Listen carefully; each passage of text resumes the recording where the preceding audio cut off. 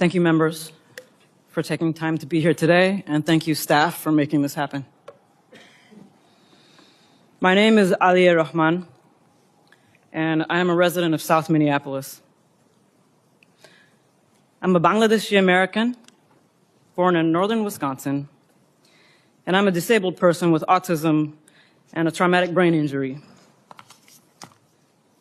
Not all autistic brains do this, but mine fixates on sounds, numbers, and patterns.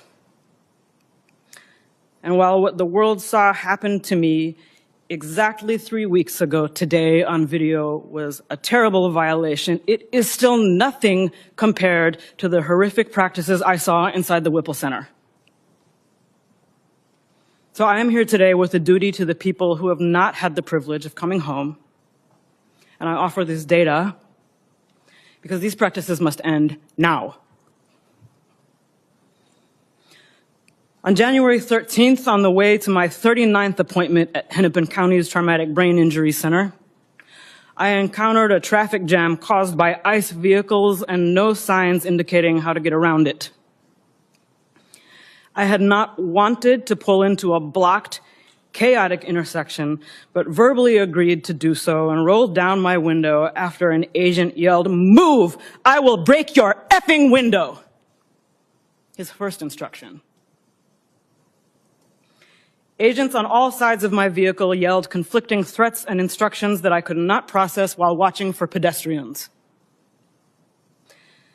Then the glass of the passenger side window flew across my face. I yelled, "I'm disabled," at the hands grabbing at me, and an agent said, "Too late." I felt immersed in a pattern, and I thought of Genoa Donald, an autistic black man killed by police during a traffic stop in 2021.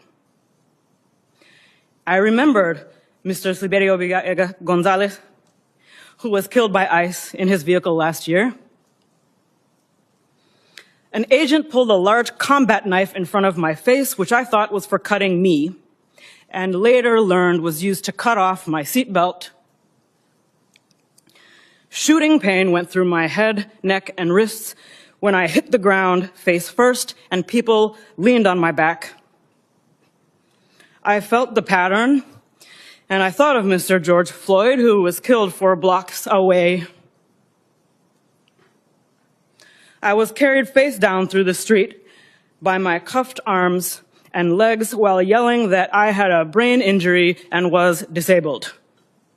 I now cannot lift my arms normally. I was never asked for ID, never told I was under arrest, never read my rights, and never charged with a crime. Approaching the Whipple Center, I saw black and brown bodies shackled together, chained together, being marched by yelling agents outdoors. I continue to hear the word bodies because that is how agents refer to us. We're bringing in a body. They're bringing in bodies, 7, 8 at a time. Where do I put them? We can't use that room. There's already a body in there. You have no reason to believe you will make it out alive if you are already being called a body. Agents repeatedly had to stop and ask how to do tasks. I received no medical screening, phone call, or access to a lawyer. I was denied a communication navigator when my speech began to slur. Agents laughed as I tried to immobilize my own neck.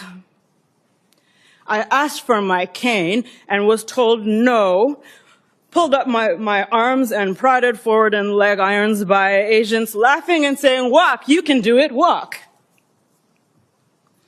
Agents did not know if the facility had a wheelchair. When I was finally placed in one to be taken to interrogation, agent taunted, "You were driving, right? So your legs do work." I pleaded for emergency medical care for over an hour after my vision had become blurry, my heart rate went through the roof, and the pain in my neck and head became unbearable. It was denied. When I became unable to speak, my cellmate pleaded for me. The last sounds I remember before I blacked out on the cell floor were my cellmate banging on the door, pleading for a medic, and a voice outside saying, "We don't want to step on ICE's toes." When I opened my eyes at Hennepin County's emergency room, I learned I was brought there to be treated for assault.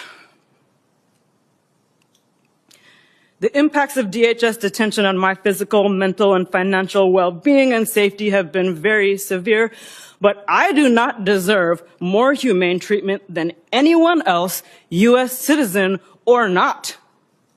And I am here today with a strong spirit and a duty to the many people who haven't had the privilege to tell their stories or see their loved ones come home.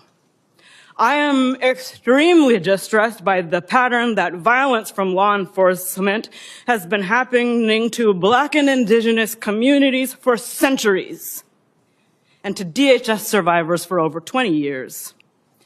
We call ourselves a civilized nation, but we lack rules and accountability around what a person claiming to be law enforcement is permitted to do to another human being. I am not afraid, and I'm not afraid to keep working on this problem even after ICE is gone. Thank you for your time.